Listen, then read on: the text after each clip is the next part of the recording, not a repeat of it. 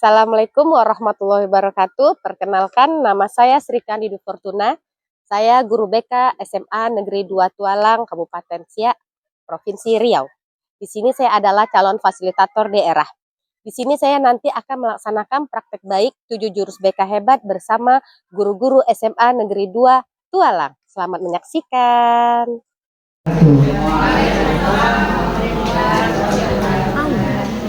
Puji syukur kembali kita berikan kepada Allah Subhanahu wa Ta'ala. Pada siang ini Allah berikan kembali kita kesempatan, nikmat waktu, nikmat usia, sehingga kita bisa hadir di ruangan majelis guru yang kita cintai ini dalam rangka mendengarkan dan edukasi pembahasan hasil dari edukasi kawan kita Ibu Sri Kandi, dan mari kita dengar sambutan kepala sekolah kepada Bapak Bismillah.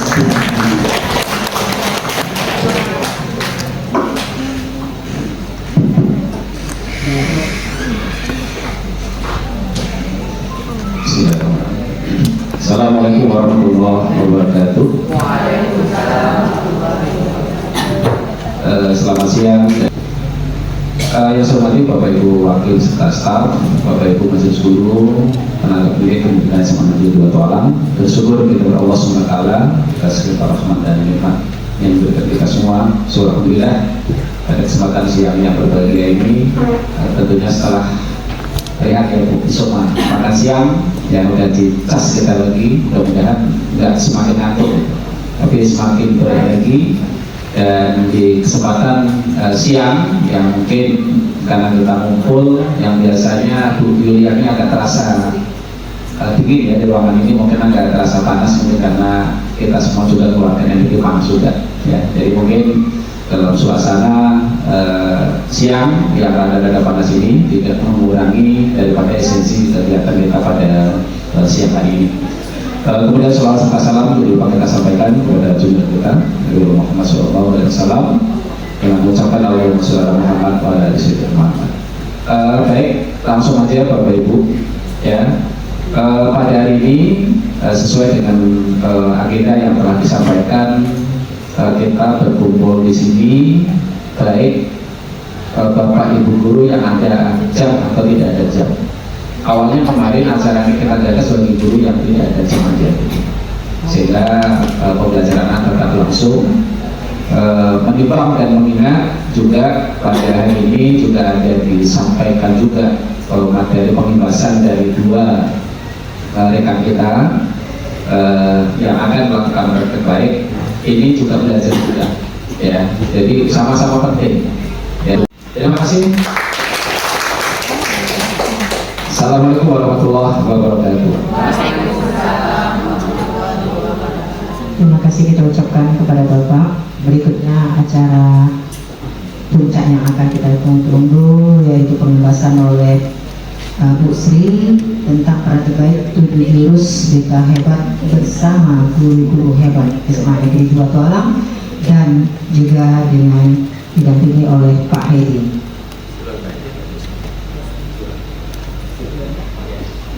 Baik Bapak Ibu, sebelum kita mendengarkan penyampaian dari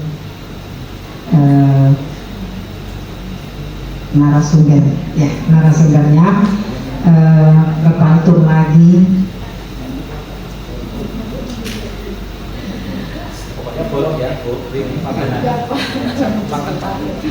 Selamat atas Bapak Ibu pembebasan. Yuk berbagi ilmu demi kemajuan. Air mengalir di sela batu, jernih mengalir menyejukkan mata. Guru hebat penuh ilmu dan restu menjadi inspirasi sepanjang masa.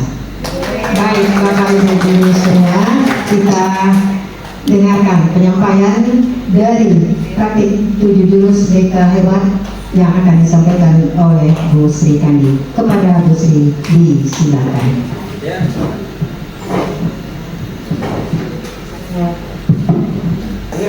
Oke, kayaknya sedikit sebentar sedikit ya. Ini ini dan penglihatan. Ya. Boleh Bapak Ibu duduk di apa-apa. Dan sekarang ini saya mau untuk tes pendengaran dulu. Karena kalau seandainya kita tidak mendengarkan, berarti kita tidak dapat ilmu yang sudah saya siapkan, ya. Jadi ilmu ini saya lakukan kemarin dapat rezeki, rezeki ya Bu ya. Satu dipanggil, diutus dari Siak untuk melakukan pengibatan di Hotel Mutiara Merdeka selama 4 hari. Seperti itu. Jadi karena kita memang harus belajar tentang BK hebat ini. Oke, sekarang saya kasih sedikit sebentar untuk tes pendengaran. Jika saya mengatakan pegang telinga, silahkan pegang telinga. Maaf ya Bu, saya di sini berdiri bukan maksudnya untuk mengajar, hanya memberi ilmu saja. Mohon maaf ya Bapak Ibu, segan sekali saya. Agak nervous. Oke, pegang telinga.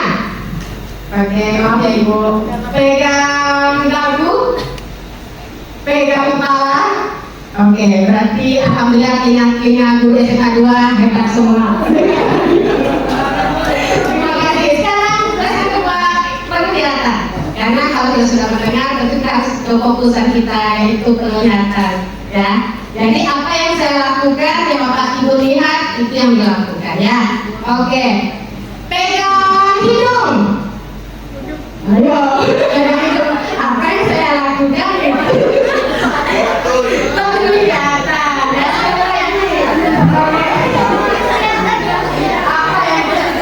Ya, apa yang saya lakukan berarti itu Bapak Ibu lakukan juga. Oke. Pegang hidung. Pegang kepala. Pegang lutut. Alhamdulillah. Berarti sudah bagus kelihatan Bapak Ibu semua.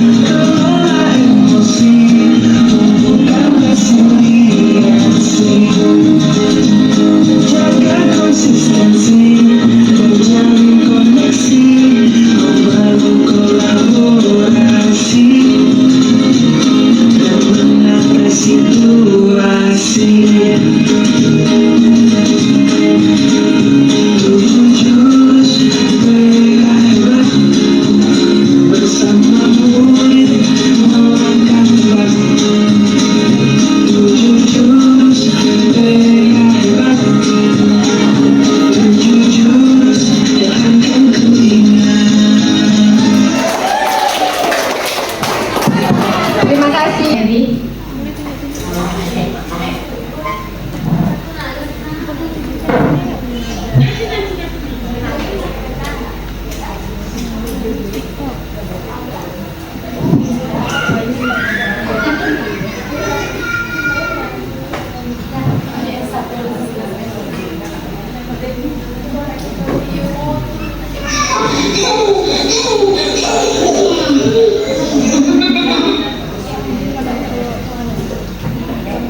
oke, kira-kira video tersebut apa yang dapat Bapak Ibu simpulkan? Boleh? Boleh kita diskusi di sini Bapak Ibu ya. Mohon maaf ya. Boleh diulang lagi Pak? Anak punya cara Emosi juga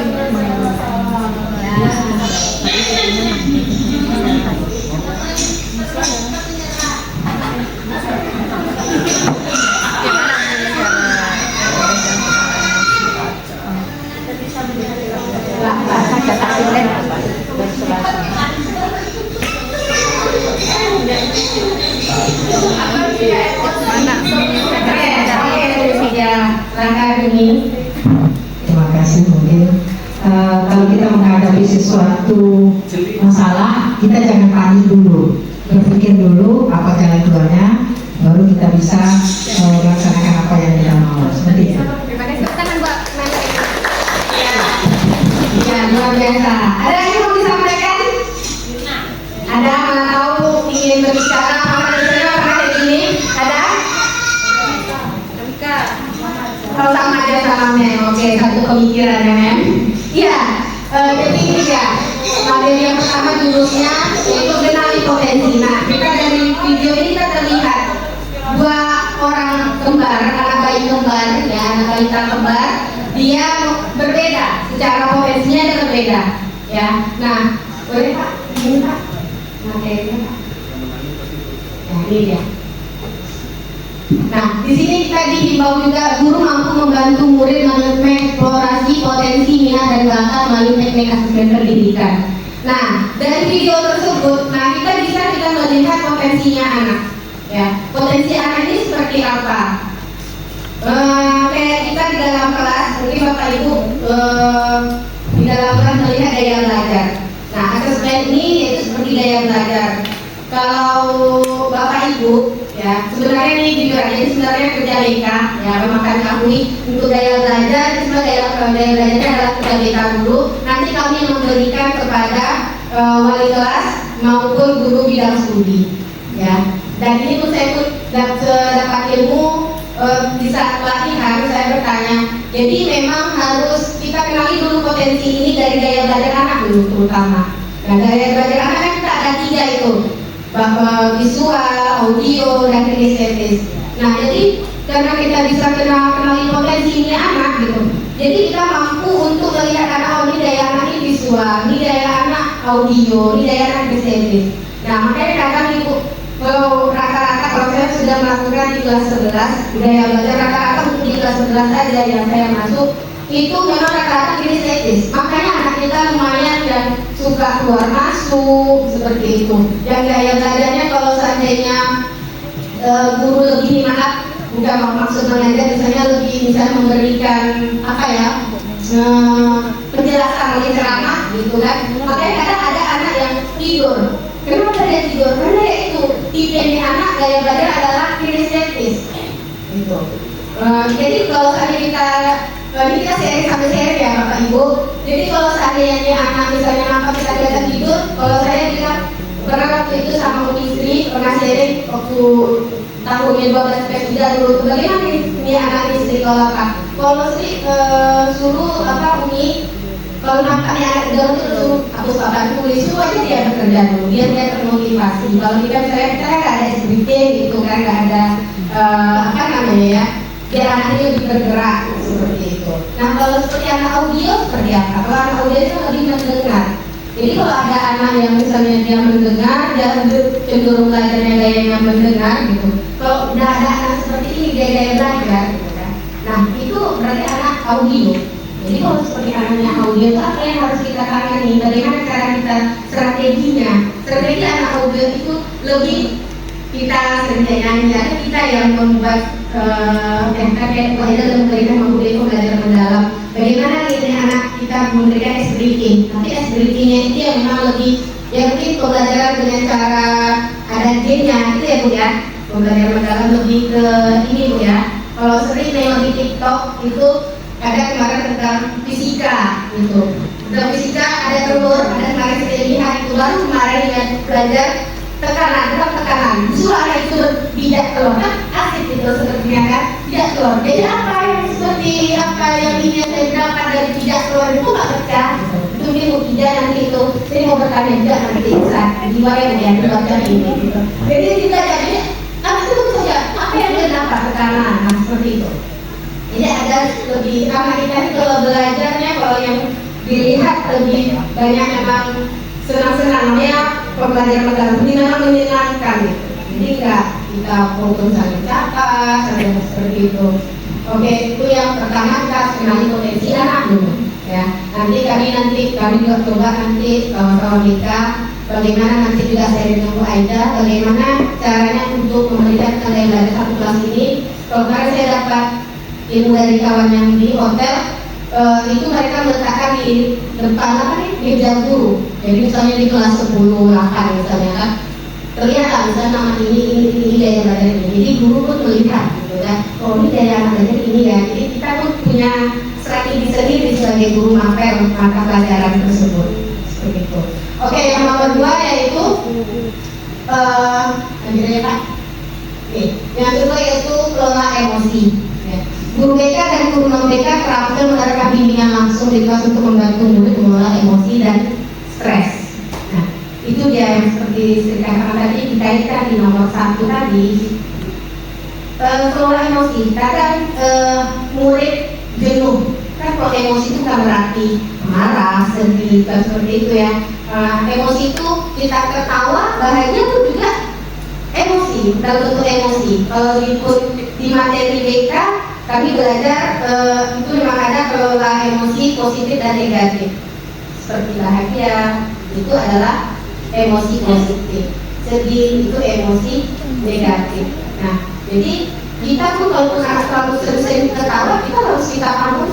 Kamu yang kita ketawa kadang ada kan murid kita kadang kita lagi menjelaskan apa yang kita kadang kita seperti kelola emosi, kita mengelola yang kita lihat apa yang terlalu ketawa kali ternyata main HP misalnya seperti itu.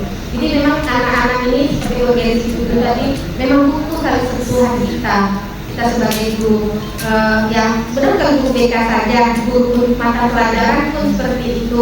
Kita harus memang lebih pendekatan. Kalau sering bilang memang kalau yang dapat ilmu yang sering di Hotel Mutiara itu memang harus lebih pendekatan kepada murid-murid.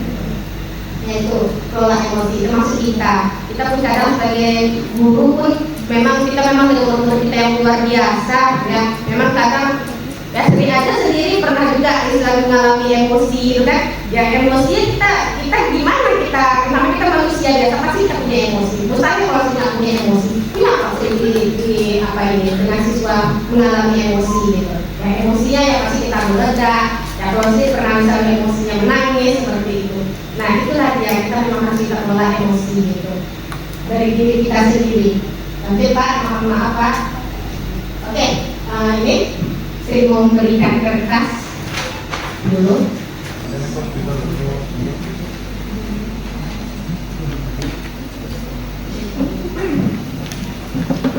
Sudah dapat, ada yang mendapat?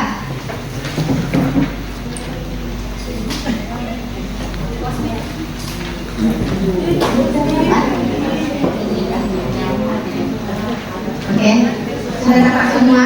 Baik, di sini kita bermain kertas emosi. Emosi jiwa. Lulus. Ya, jadi fokus dengan cerita yang saya. Ya. Maaf ya, memberikan emosi. Oke. Pagi itu Bapak Ibu guru berangkat ke sekolah, mengendarai sepeda motor. Bahan ajar yang sudah disiapkan rapi digantung di motor. Namun beberapa meter sebelum sampai sekolah, motor mendadak mogok karena kehabisan bensin. Dengan susah payah, Bapak Ibu guru mendorong motor sampai ke sekolah. Sampailah Bapak Ibu di kelas. Hampir semua siswa datang tepat waktu. Namun, belum sempat suasana stabil, Andi masuk terlambat. Ia hanya menunduk sambil berkata maaf. Maaf ya Ibu ataupun Bapak, saya telat. Pelajaran pun dimulai.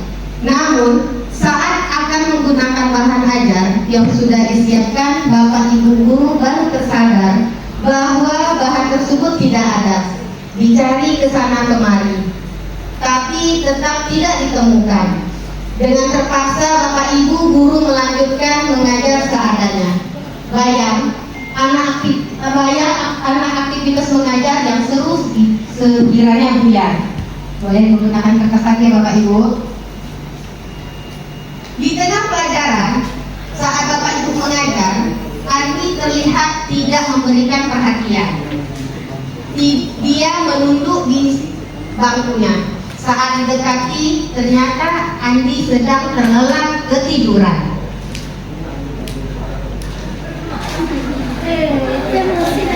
Boleh kita menghayal murid kita. Tak lama kemudian, ada seorang bapak mengetuk pintu kelas. Bapak Ibu membuka pintu dan menghampirinya. Bapak itu berkata, maaf, saya pamannya Andi. Sebetulnya Andi sudah 3 hari di rumah sakit karena menunggu ayahnya yang sedang sakit. Meski kurang tidur, tapi Andi maksa selalu ingin sekolah karena tidak mau ketinggalan pelajaran. Sekarang saya izin mau jemput Andi karena ayahnya masuk ICU. Paman Andi juga mengeluarkan sebuah bungkusan dari tasnya. Oh iya, Pak atau Ibu, tadi di jalan saya menemukan bungkusan ini. Saya tadi cek isinya buku dan ada nama sekolah. Jadi saya bawa. Siapa tahu Ibu guru bisa mengembalikan kepada pemiliknya. Ibu guru melihat dan ternyata itu adalah bahan ajar yang tadi dia cari-cari. Andi dan pamannya pun berpamitan. Bapak Ibu kembali ke kelas dengan bahan ajar yang kembali di tangan. Bapak Ibu guru melanjutkan pelajaran dengan semangat, menggunakan bahan yang telah disiapkan. Pelajaran pun berjalan dengan penuh kegembiraan. Oke? Boleh dilihat kertasnya. Ada kertas yang masih mulus dulu? Masih mulus? Banyak? Oke, yang kertas yang udah ada kriuk-kriuk boleh angkat tangan? Yang ada kriuk-kriuk boleh berdiri dulu? Tapi separuh aja Bos. Oke, oke, Pak Ali dulu. Pak Ali boleh menceritakan apa yang ada tadi.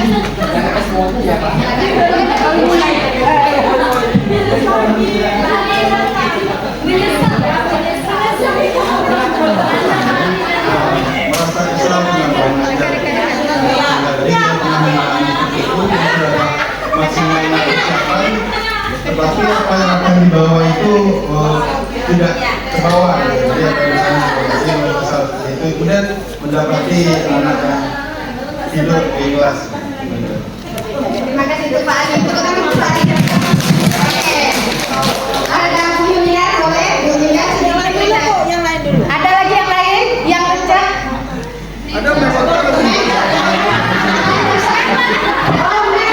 Terima kasih waktunya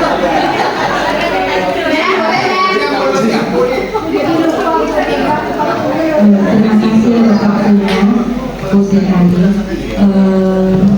Sebagai manusia biasa, saya merasa kesal. Tapi saya merasa kesal bukan kepada lingkungan atau orang lain. Saya merasa kesal terhadap diri saya sendiri yang dorong. Ya. Sebagai manusia biasa, saya kesal.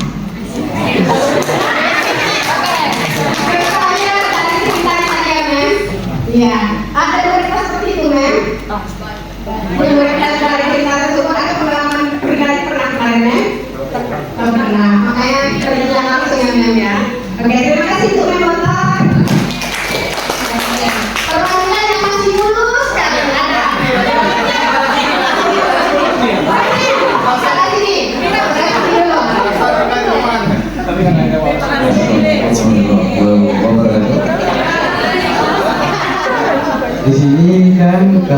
bagi kita seorang guru itu perlu pengendalian emosi.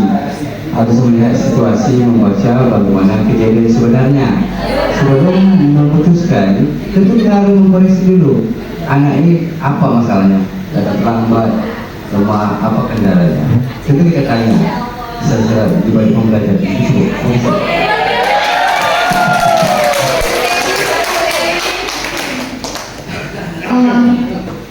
Jadi kalau saya seperti ini, saya dulu mungkin beberapa kali melakukan kesalahan gitu. Udah main pukul aja, ternyata bukan dia yang salah. Jadi setelah itu saya banyak introspeksi dulu, harus diri dulu, tanya dulu kenapa. Jadi akhirnya ini agak lebih sabar.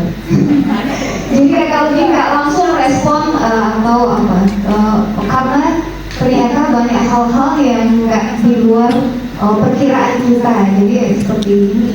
Dan kita udah menyangka anak itu. Jadi kalau ada anak tidur di kelas saya sering ya. Tadi kamu tinggal tidur jam berapa? Kamu ngapain? Itu saya tanya dulu. Cuci muka gitu. Jadi nggak langsung marah tidak. Pasti ditanya dulu kenapa tidur. Gitu. Ya kecuali beberapa orang yang memang selalu tidur gitu. Jadi kalau itu memang paling ada pembinaan dan dikasih tugas kerja kan sekarang gitu. Jadi lebih diperhatikan dulu seperti itu. Terima kasih. Terima kasih Bu Dewi. Kita untuk Bu Dewi.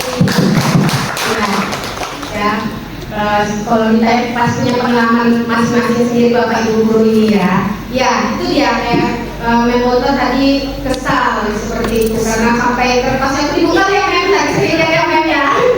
Ya itu ya, kita memang harus kelola emosi. Ya jadi memang kenapa kita memang harus kelola emosi? Ya itu dia, kita di saat kita memang marah, memang kesal nih dengan anak seperti Bu Dewi. Ya kita memang harus bukan introspeksi, tapi kita memang harus tarik nafas kita. Ya strateginya yaitu kalau ini pengalaman pribadi itu ya, sharing kita. Kalau saya marah dengan murid, sering lagi kita harus mengungkapkan strategi emosi negatif seperti itu. Ibu marah dia sama kamu, kita mengungkapkan dulu emosinya kita. Kita ungkapkan, tapi dengan cara kita nadanya masih datar. Ibu marah sama kamu, berarti nanti tahu nih kita marah. Gitu. Jadi kalau misalnya kita langsung marah-marah atau gimana, ya kadang nih anak memang dia langsung menolak kita. Ya udah berarti kita tarik nafas, kadang kita kesal. Itulah kita untuk merefleksikan pikiran kita. Kenapa kita harus tarik nafas? Tahu Bapak Ibu kenapa kita harus tarik nafas di saat kita marah? Kalau secara ilmu apanya? Melapangkan dada. Ya, kalau ilmu biologinya mana? Ada ilmu biologi? Sering ada.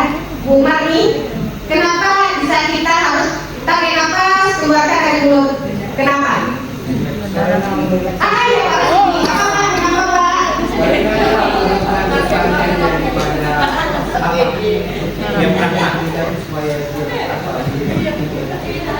Ya itu ya, saja itu tekanan darah kita. Ya Pak itu secara ilmu biologi. Kalau di dalam pernah sering baca, kalau sering baca itu melihat ya kalau di dalam scroll itu, kenapa kita harus kita emosi, tarik nafas keluarkan, tarik nafas kita keluarkan. Sisanya kita menghirup oksigen. Kan seperti ini. Kita hirup oksigen yaitu adalah udara yang bagus. Jadi masuk ke dalam otak kita. Ya, bisa masuk dalam otak kita langsung itu netral dengan sendirinya ion-ion negatif yang ada dalam pikiran kita.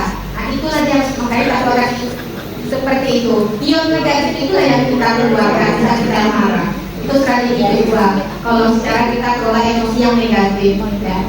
Nah kalau yang ketiga, kalau kita dengan murid, yang mungkin kita lebih banyak pandai kita mengungkapkan kepada murid ini, kita bawa dia, kita lebih ngomong berdua. Karena kita kalau dengan lingkungan keseluruhan depan apa ya, bisa ke depan rame. Karena kita memang merasa kita sebagai guru, ini anak pasti juga apa ya, brutal gitu kan. Nah, jadi kita memang intinya kita memang sebelum dengan murid kita harus kelola emosi diri kita sebagai guru. Makanya kita kalau kita emosi pastinya ini anak itu di rumah kadang kita nggak tahu nih dia bagaimana seperti itu tekanannya.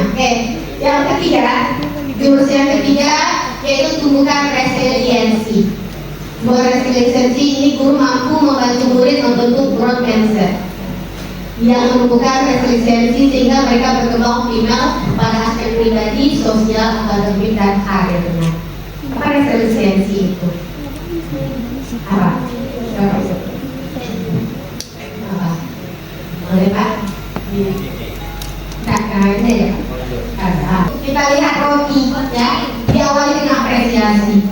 Ya, yang di tengahnya koreksi, ya kita rasakan apa yang di tengah itu ada daging, ada saus, ada telur, ya, dan berapresiasi lagi di bawahnya roti lagi. Nah, apa itu? Boleh lagi Pak? Tolong Pak. Ini ya, di saat anak murid kita beri apresiasi, kamu sudah mengarahkan upaya kebaikan. Jadi kalau misalnya kita sangkutkan dengan yang jurus kedua kan bisa doa emosi, kita kan cuma resiliensi ini. Nah, upayakan kebaiknya. Kita ya ibu senang nih, contoh maaf, ibu senang dengan cara kamu udah ada sedikit berubah, itu kan apresiasi dulu, ya kan? Terus nanti baru kita koreksi dia. Apa yang kekurangan dia yang dia belum melakukan perubahannya dia, kita koreksi. Baru kita ingatkan dia. Kita ingatkan, kita kasih tahu tugas kamu belum selesai, masalah kamu saat absensi. Karena kita kan sebagai guru bidang studi kan kita tantangannya itu tuh, nih anak nggak buat tugas, ya kan, itu tantangannya pada murid-murid kita, ya kan, kendalanya murid-murid kita itu lambat ya untuk membuat tugas. Nah, baru lagi kita kasih lagi apresiasi, sudah kita koreksi dia. Bapak atau ibu yakin kamu bisa melakukannya. Nah, itu dia rumus koreksi, ya. Rumus Rutherford. Mulai lagi tadi Pak. Nah, yang keempat adalah jaga konsistensi. Guru mampu mengembangkan kebiasaan karakter positif kepada murid yang dikembangkan berdasarkan nilai-nilai agama dan budaya bangsa. Dan jaga konsistensi yang tadi. Jaga konsistensi. Jadi kita harus bisa konsisten mengajarkan anak murid kita ini konsisten. Caranya bagi apa? Ya kalau kita kan punya kesepakatan kelas di dalam kelas, ya kan? Itu kan kesepakatan kelas dengan guru dan studi kan kita buat sendiri kan Bapak Ibu, bukan wali kelas saja kan? Bapak Ibu kan punya kesepakatan. Contoh misalnya kalau Sri langsung memberikan contoh mungkin pada sendiri, bisa Sri masuk 5 menit sebelum belajar BK boleh melakukan aktivitas yang positif. Contoh misalnya selagi ada makan di dalam kelas, maka dalam kelas minum 2 air putih, seperti itu. Atau 5 menit, ya kan? Nah, jadi kalau kita sudah melakukan kesepakatan tersebut, nah kita harus konsisten dengan apa yang sudah kita buat. Makanya harus ada juga konsistensi. Jadi kalau seandainya kita di sekolah ini, Bapak Ibu guru, di dalam hal ya kita sudah membuat kesepakatan dan tetap harus ada konsistensi, kita konsisten. Jadi anaknya kita mengajarkan secara konsisten di dalam bertanggung jawab, ya. Tuh, lanjut Bapak. Nah, ini ya 10 tombol ajaib daya berikan dalam diri. Ada kesenangan, ada kebutuhan. Ya kalau di dalam diri kita semua, apalagi anak murid kita, dia pasti butuh yang namanya kesenangan, ya. Bagi mereka kesenangan mereka apa? Yaitu bermain, misalnya kayak belajar, misalnya kayak acara-acara apa itu mereka senang. Makanya dari dalam pembelajaran di dalam kelas, jadi kita melakukan pembelajaran mendalam dengan yang menyenangkan. Nah, yang kedua yaitu kebutuhan. Apa kebutuhan murid kita? Nah, terus dengan kebutuhan muridnya apa? Kebanggaan. Tombolnya kebanggaan. Kita memberi apresiasi, jadi dia merasa bangga pada dirinya. Kebanggaan itu suatu pujian yang bagaimana ya Bapak Ibu? Karena kalau anak-anak kita terlalu dipuji-puji kali pun dia juga mepet, gitu. Lanjut berarti manfaat. Nah, dari kebanggaan itu apa manfaatnya untuk kamu? Itu dia. Jadi kita materi ini apa keinginan tahu kamu? Apa yang kamu tahu dari materi hari ini? Gitu. Lalu tantangan, ya. Tantangannya apa? Seperti misalnya tugas, kita bertugas. Kira-kira nih maaf nih Bapak Ibu, bisa di dalam kelas kita memberikan tugas. Menurut anak Ibu, berat nggak tugas Ibu berikan sekarang? Nah, kita harus tanyakan seperti itu, ya. Itu kan beri tantangan. Berarti kalau ada anak Bu, nanti soalnya 3 soalnya lah Bu, dengan 5. Nah, coba kita kasih kesempatan seperti itu, gitu ya. Terus minat. Nah, minat kita lihat minatnya mereka itu apa minat mereka, lalu kita buat keyakinan, lalu tujuannya mereka kemana, ya. Baru maknanya apa yang mereka dapat dari pembelajaran kita. Sampai Pak. Ini dia. Ya, nah, konsistensi, disiplin biasa, disiplin positif. Kalau disiplin biasa yaitu faktor eksternal seperti paksaan. Ya. Kalau disiplin positif, ya, yaitu lebih kesadaran lebih internal. Mereka dari mereka sendiri, mereka itu sadar. Ya. Lalu membentuk kepatuhan. Kita memang membuat anak harus patuh. Kita pilihnya seperti itu. Lalu menentukan tanggung jawab. Lanjut jangka pendek. Kalau biasa itu dia nanti jangka pendeknya sering lupa. Dan kalau ada disiplin positif mereka akan jangka panjang seperti itu. Nah ini dia. Bagaimana dia seperti ini? Kita kasih petunjuk. Ya, ini dia kasih petunjuk. Kita tunjukkan mereka isyarat bahwa kebiasaan itu jelas dan terlihat kepada murid-murid kita. Apa yang terlihat? Dan misalnya kita akan memberikan tugas kembali ya. Memang anak ini kalau dari satu kelas itu 35 siswa atau 33 orang, terlihat ya hanya 3 atau 5 orang paling banyak yang bisa paham apa yang kita ajarkan. Jadi kalau Pak Ibu, ya kan 5 orang gitu. Ya, sedang pelajaran kita aja pun itu kalau nggak terlalu diarahkan kali itu mereka nggak ada connect gitu. Ya, jadi kan sebenarnya kebiasaan kayak sampah pasti yang unik ya. Nah, seperti itu kalau kita lebih ini ya membawa wadah. Kan itu kalau menurut Sri pernah sih memberikan di waktu jarak tentang biasa yang mereka sudah juga tapi tidak terpikirkan sebagai wadah itu. Bawa minuman itu kita ada menyiapkan gitu kan. Nah itu kan kebiasaan yang menarik. Itu adalah salah satu contoh di sekolah kita sudah bisa buat. Barulah kebiasaan itu yang memuaskan. Dia akan memuaskan kebiasaan itu. Kalau mereka sudah seperti ini, mereka akan berproses dengan diri mereka sendiri. Oke Pak. Nah ini menurut ini Pak Malaysia atau Pak Alex ya? Para Didi Ya, para Didi.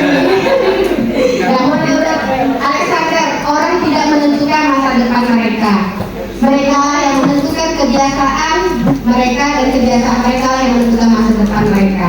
Nah, jadi kalau kita melakukan kebiasaan yang positif, ya, itu yang menentukan diri kita.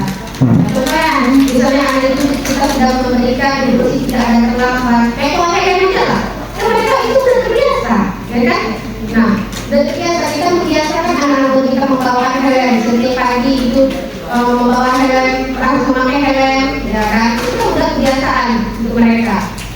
Nah, makanya dari situ masa depan mereka tuh nanti kalau seandainya di dalam dunia pembelajaran mereka pun akan senang seperti itu. Jadi Pak, yang kelima yaitu gurunya koneksi. Ya, dari koneksi. Guru mampu menjalin koneksi dan melakukan komunikasi empatik dalam upaya memberikan dukungan awal kepada peserta didik sesuai dengan kebutuhan psikososial. Jadi kita memang harus bisa menjalin koneksi. Menjalin koneksi ini ya kita lebih yang kita seperti tadi yang dikatakan pendekatan kita. Jadi kalau kita menjalin koneksi yang misalnya pada murid, terus nanti kita itu dengan orang tua, kita sudah bentuk guru lagi. Nah itu aja kita dari koneksi dengan yang positif. Dari koneksi ini nanti lanjut Pak. Dia memang oke. Sebelum itu kita buat ini dulu. Setiap peserta didik boleh cari kawannya berdua.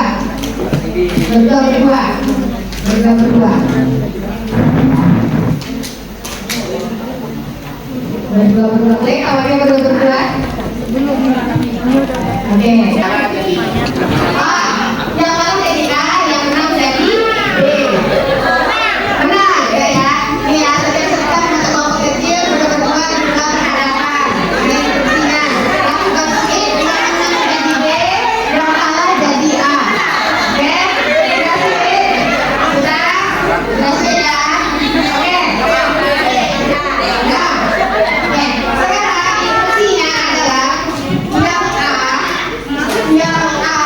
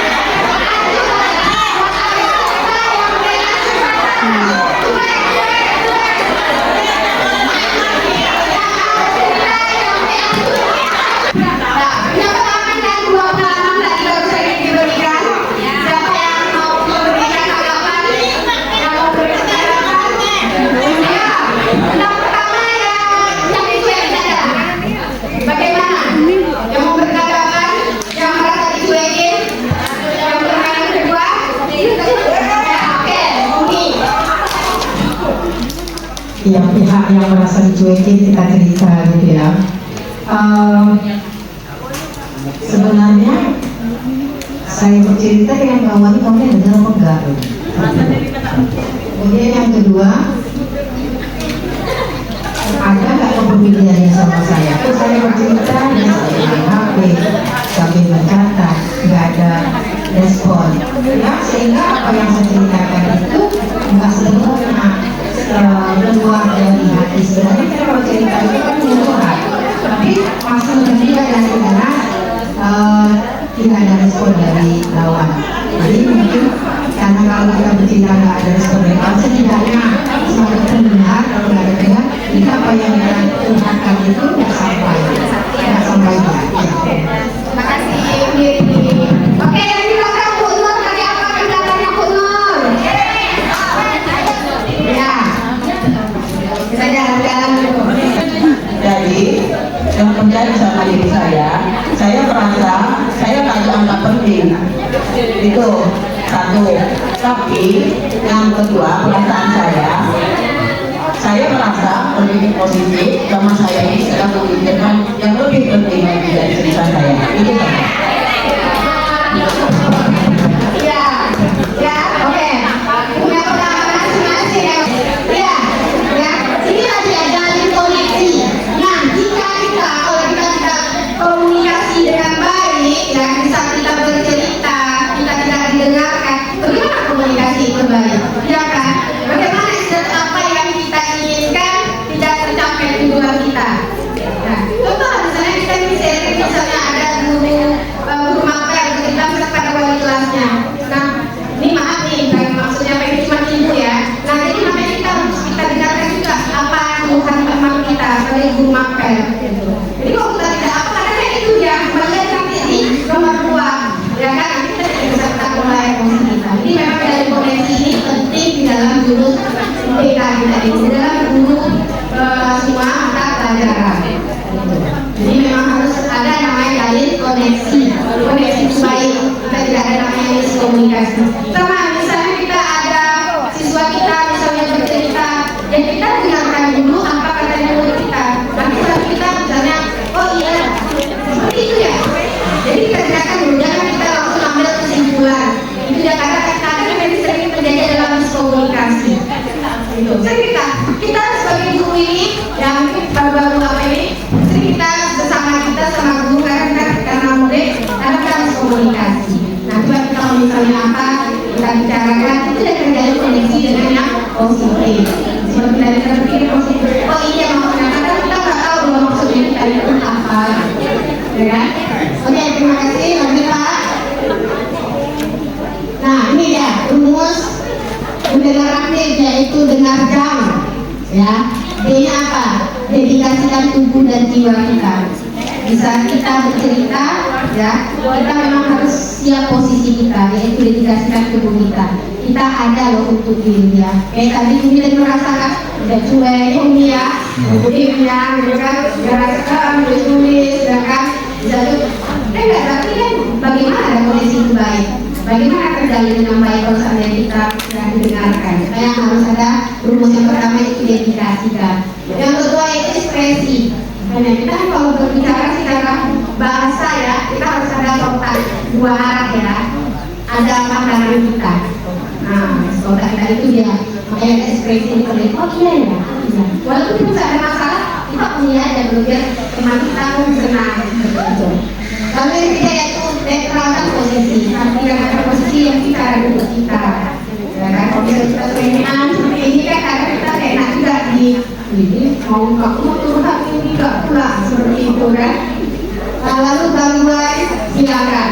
Karena kita ini sering dengan HP ya, karena HP sering ada kita lagi bercerita sibuk karena main HP. Kalau kita membalas gitu kan, setidaknya mungkin kayak kita semua ya. Karena mesti juga membahas itu tidak ada ini. Karena pun bisa kita diskusi, misalnya apa masalah yang betul-betul apa ya, yang emergensi lah. Misalnya kita diskusi ada 4 orang, kita harus silakan hidupnya kita lihat, pikirkan. Karena negara itu kan bagaimana kondisi kita ini baik, hubungan kita yang baik, begitu. Lalu yaitu amati pembicaraan. yaitu kita ilmu dan kita bisa memahami. Jadi biarpun kondisi kita baik dengan kondisinya, lalu respon kita merespon, lalu kita dalam foto pembicaraan teman kita seperti itu. Begitu juga kita dengan murid pun sama ini, kita dengarkan dulu. Ini kan sebenarnya kita untuk kita bagaimana guru sebenarnya dengan murid kita. Sama ini sebenarnya juga kita bagaimana sebagai guru kita kepada murid kita harus ada rumus benar jam ini. Dan dedikasikan, ekspresi, netralkan, gangguan, hilangkan, yaitu amati sebentar, respon dan jangan dipotong. Lanjut Pak. Itu ini yang terakhir yang belum terakhir. Jujur senang bangun kolaborasi. Ya. Kalau kita alhamdulillah kalau yang Sri Rasa kita kolaborasi alhamdulillah sudah baik. Ya kalau Sri Rasa ya kita ada istilahnya ya antara kita dengan dua kelas yang dua kita mengapakan murid kita pun ada kita ini ada kita kolaborasinya kan karena ada pengambilan orang tua karena kolaborasi ini memang penting ya karena kalau kita tidak kolaborasi kita pun sendiri kita yang menangani ya itu nanti akan apa tujuan kita yang kita inginkan pun nanti terputus ya. Nanti Pak ini ya kalau untuk permasalahan-permasalahan kenapa Bapak Ibu? Ya. Itu ada masalah merah, masalah maaf ini masalah bermasalah dengan apa? Mulai bermasalah kemana dia dulu? Ini dia, kalau misalnya ke akademik nih akademik ya masalah akademik ini bisa ke mapel seperti apa masalah akademik ini bukan nilai dia rendah atau tidak tuntas misalnya seperti kita seperti kita sudah ada program yang berbeda misalnya yang kayak kelas 10 dimulai kan Bu kemarin kita cerita ya Bu yang kelas 10 misalnya mau masuk apa ada kedokteran nah ini dia jadi sebenarnya ini kita nyana kita memang cari kita tanya juga potensinya mereka apa cita-citanya kalau misalnya memang ingin jadi dokter ya contohnya dari kelas 10 ini kita memang sebagai misalnya guru biologi, guru matematika, guru kimia nah kita gali terus ya anak nah ini dia ya terus nih ledger kita lihat nih ledger murid ini sudah kita jalankan ya kayak dia seperti untuk ini kita udah buat kemarin di pra dan juga ya nih, terus murid mendapatkan bimbingan hijau bimbingan ini alurnya ini bimbingan remedial oleh guru mapel artinya kan kalau remedial dengan guru mapel ya. Terus pemantau oleh guru wali kelas nah guru dan wali kelas jadi kalau pemantauan ini kita memang membuat istilah itu seperti jurnal kecil misalnya kemudian tanggal berapa dibuat misalnya kita kesepakatan anak-anak kamu harus buat ya hari ini mau selesai misalnya mereka masih melakukan tugas gitu lalu guru Pak BK ya di guru BK ada terlibat ya di dalam untuk bimbingan pastinya ya di apa di bidang belajar seperti apa ini boleh misalnya guru mapel anaknya tidur bercerita kepada wali kelas nah nanti dari wali kelas misalnya juga nggak bisa juga tidur juga nah bisa sudah ditanya-tanya enggak itu boleh kita langsung nanya lagi ke guru BK gitu. Jadi dia konselnya oleh guru BK masalah murid pun tuntas nantinya masalah murid tidak tuntas kalau masalah murid tidak tuntas bagaimana jadi kalau sudah tuntas saya dapat kalau tidak tuntas saya minta pada orang tua tidak datang orang tuanya kita harus visit gitu. Nah, konferensi kasus ini kita lebih berbicara kepada bidang kesiswaan ya kalau misalnya di bidang apa tidak ketuntasan dengan bidang wakil kurikulum ini dia gambaran kecilnya ya alur-alur kita inilah yang harus kita jalankan biar kita terbangun namanya bangun kolaborasi tersebut oke Pak iya kita istrinya ya ini identifikasi kita mencari tahu identifikasi masalah murid terus kita diskusi apa masalahnya ya, dalam konferensi kasus mereka tetapkan tujuannya tidak mekanismenya ya kalau murid yang benar-benar bermasalah ini kita sebenarnya banyak ya murid-murid kita yang bagaimana lah kalau rata-rata kita mungkin sedang lah ya sedang ya kan jurus terakhir yaitu jurus menata situasi ya guru mampu mengoptimalkan peran seluruh ekosistem sekolah dalam menciptakan iklim sekolah yang aman, nyaman, dan menggembirakan. Nah, ini ya, kalau kita sudah mewujudkan 1, 2, 3, 4, 5, 6 ya, wujud tersebut, insya Allah kita akan bisa langsung ke menata situasi. Menata situasi ini dan kita akan mendapatkan yang namanya sekolah yang nyaman, aman, seperti itu. Jadi kita menata situasi. Kalau Sri bilang, ya kita kalau misalnya dalam WiFi kita sudah ada, terus kita di dalam perpustakaan sudah ada. Itu kan kalau misalnya tidak merasa misalnya ada guru di dalam kelas, misalnya apalagi anak yang mau belajar, itu kadang ibu saya izin dia ke perpustakaan, kadang seperti itu.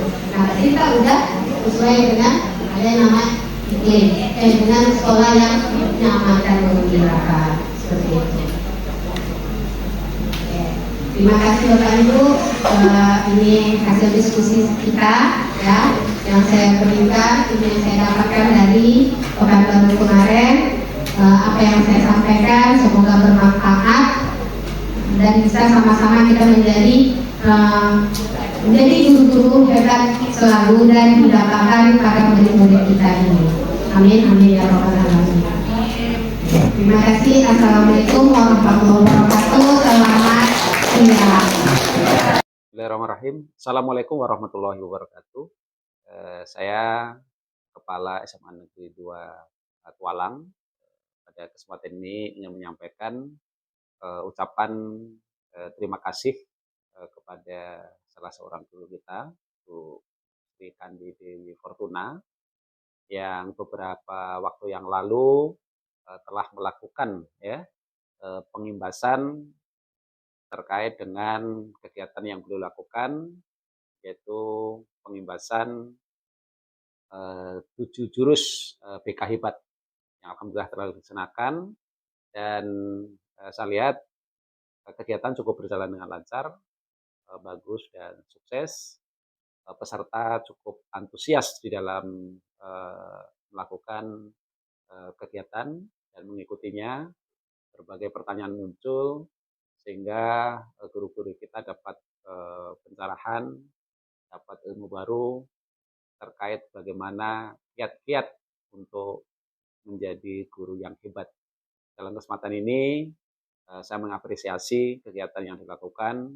Mudah-mudahan pengimbasan terkait dengan 7 jurus BK Hebat yang telah dilakukan oleh Bu Sri Kandi ini membawa perubahan ya, khususnya bagi mindset guru-guru kita di dalam menjalankan tugasnya, dan mudah-mudahan ke depannya guru-guru kita semakin bersemangat, semakin termotivasi, dan kemudian bisa membawa anak-anak kita untuk mencapai cita-cita yang diinginkan. Sekali lagi saya ucapkan selamat dan mudah-mudahan semakin sukses.